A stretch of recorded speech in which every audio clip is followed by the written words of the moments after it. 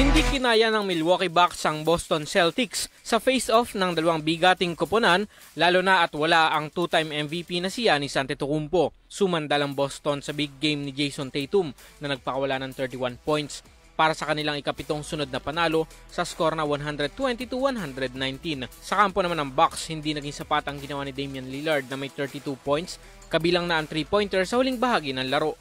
Sa ibang game, inilampaso ng Sacramento Kings ang Toronto Raptors sa score na 123-89.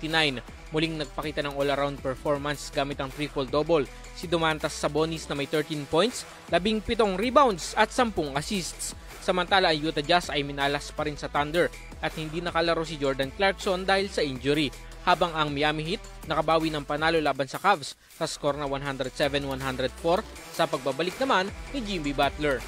Para sa ating RMN Sports, Radyo Manjairos Peña, Florida, Tatak RMN.